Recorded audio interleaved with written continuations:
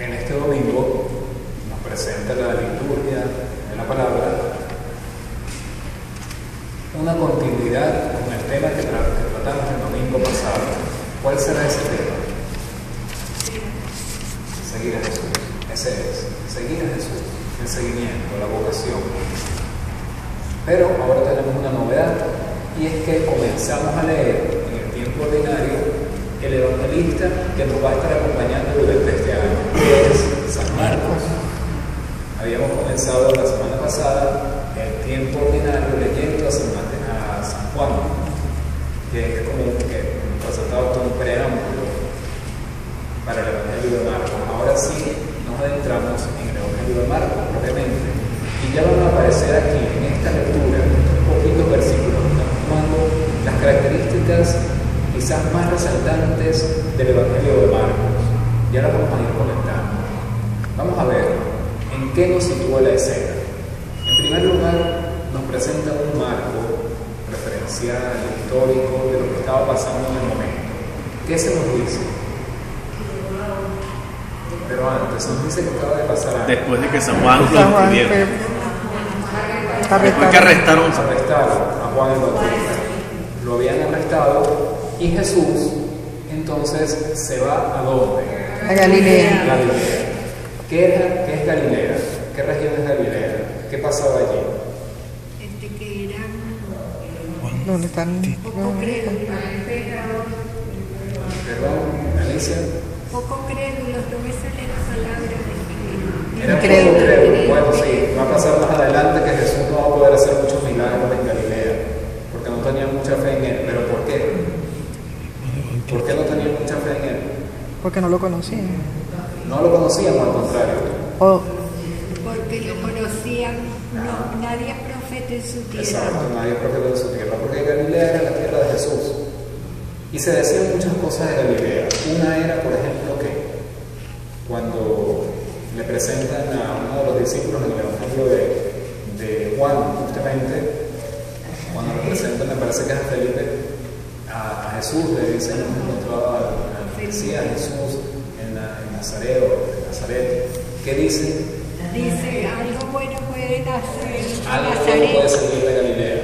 Jesús se va allí donde supuestamente nada bueno puede ofrecerse. Y se va después de su bautismo y después de pasar los 40 días y 40 noches en el desierto. Fíjense, todavía Jesús no ha entrado en el centro de la Tierra Santa, no ha entrado en Jerusalén. Está todavía en la periferia y se va más aún a la periferia. Ya ni siquiera está en el desierto cercano a la ciudad, sino que está totalmente al norte. Se va a la tierra que era conocida como la Galilea de los gentiles, la Galilea de los paganos. Está totalmente al margen del centro de los acontecimientos que era Jerusalén. Vamos a ver qué pasa aquí. ¿Para qué se va Jesús?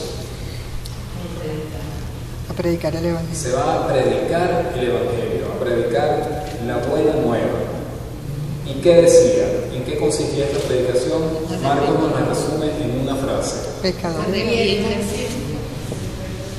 Arrepiéntanse. Eso, se ha cumplido el tiempo. El reino de Dios está cerca. ¿Qué pasaba? En el contexto de Jesús había una gran expectativa por parte de la sociedad. ¿Por qué? Porque parecía que que Dios había olvidado a su pueblo. Parecía que Dios le había dado la espalda a Israel. Había un gran silencio de Dios que se había prolongado por unos 2 o 3 siglos. Hacía mucho tiempo Israel ya no tenía rey, ya no tenía profetas. Y para el tiempo de Jesús surge una figura que es impactante y que seguro causó muchísimo revuelo en la región. Esa figura es Juan el Bautista. Por eso no es exagerado lo que dicen los evangelios acerca de que acudían a Juan el Bautista gente de todo el nivel, gente de toda la región acudían a Juan el Bautista a escuchar su predicación y hacerse bautizar por él, porque por fin volvía Israel a tener un profeta, después de unos 3 siglos que habían estado carentes de profetas, carentes de reyes, y habían estado bajo la influencia y la dominación de las culturas circundantes, específicamente el Imperio Romano, con la cultura totalizante que era la cultura helenística, la cultura griega, que era como una gran ideología que se imponía y que amenazaba con arrasar con la fe de Israel, la autenticidad de la fe de Israel. Surge nuevamente un profeta que tiene todas las características de los profetas auténticos de Israel. Por eso, si recordamos otras lecturas que hemos venido haciendo, es importante para los evangelistas detallar cómo estaba vestido Juan. ¿Nos acordamos cómo vestía? Humildemente. De camello y que comía. Exactamente. O sea, era una descripción bastante semejante a la del gran profeta Elías. Se está mostrando nuevamente, resurge el profetismo en Israel. Y cuando los profetas surgían en Israel era porque mostraban una realidad, una intervención de Dios muy concreta y transformadora de la historia. La predicación de Juan el Bautista, ¿cuál es? Justamente, yo no soy el Mesías, viene uno detrás de mí que es yo no soy digno de desatar la correa de las sandalias, él nos bautizará con Espíritu Santo y fuego. Es decir, lo que yo estoy haciendo es un signo apenas de lo que va a hacer definitivamente. Y el domingo pasado escuchábamos a Juan señalar a Jesús como este esperado, que es justamente el Cordero de Dios. Lo señalaba así en Juan el Bautista en el Evangelio de Juan que leíamos el domingo pasado. Ahora se ve la importancia de esta continuidad, ¿verdad? Pasa entonces que la figura de Jesús entronca con la predicación de Juan el Bautista. Jesús no empieza a predicar algo distinto a lo que predicaba Juan. Juan predicaba el arrepentimiento, la conversión. ¿Y qué predicaba ahora Jesús?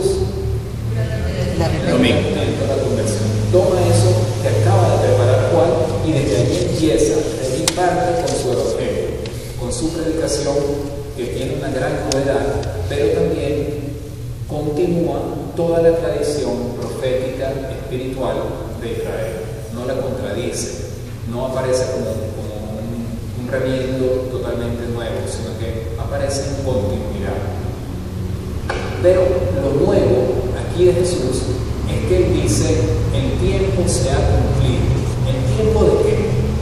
¿Qué significaría para Israel esta palabra? El tiempo se ha cumplido. Exacto. Es decir, por eso que los evangelios también hablan también de cuando llegó la plenitud de los tiempos, cuando ya se había consumado la historia, cuando la historia llega a su cenit, ahí aparece Jesús. Entonces, el tiempo se ha cumplido. Ya todo lo que había que anunciar, todo lo que había que preparar, ya ha acontecido. ¿Y qué dice? Después de eso, el tiempo se ha cumplido. Arrepiéntanse. Arrepiéntanse, pero ahí El reino de Dios ya está aquí en el Evangelio.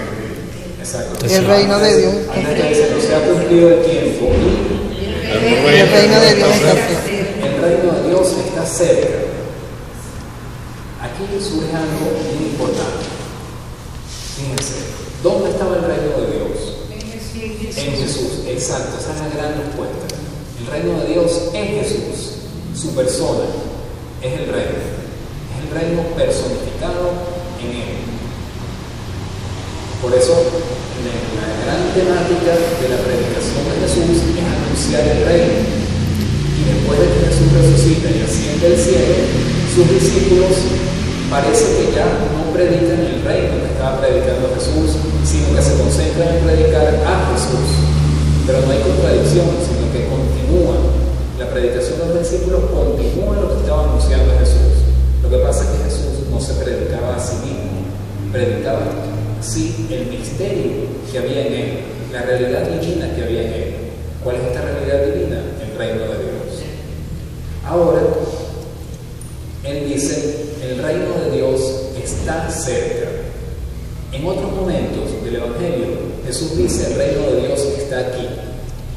O dice, el reino de Dios está en medio de ustedes. Es significativa esta frase, el reino de Dios está cerca.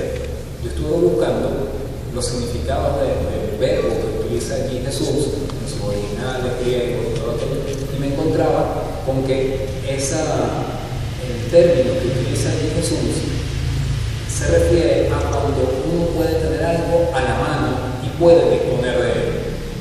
Es decir, estar cerca, como tengo yo cerca este libro.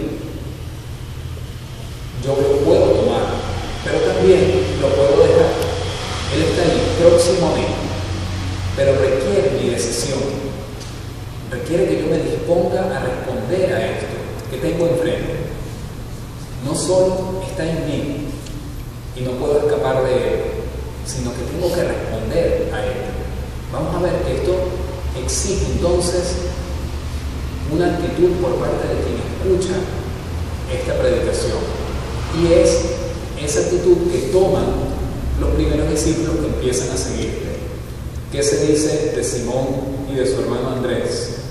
Que lo siguieron, dejaron lo que tenían y se fueron con él. Pero hay una palabra clave. Dejaron las redes. Una palabra, una sola palabra que es clave. Lo siguen. Es un adverbio. Inmediatamente. Inmediatamente dejaron lo que tenían en sus manos y tomaron esto nuevo que apareció ante ellos. Inmediatamente. Uno de los grandes temas del Evangelio según San Marcos es la vocación y el seguimiento a Jesús. El seguimiento a Jesús nos lo vamos a ir encontrando continuamente en los próximos domingos durante todo este año. El seguimiento exige esa respuesta inmediata. Jesús, de hecho, reclama y desecha, por decirlo así, a los que Él va llamando y le ponen largas. Déjame primero ir a enterrar a mi padre, le dice uno. Y Jesús le dice, no eres digno del reino de Dios.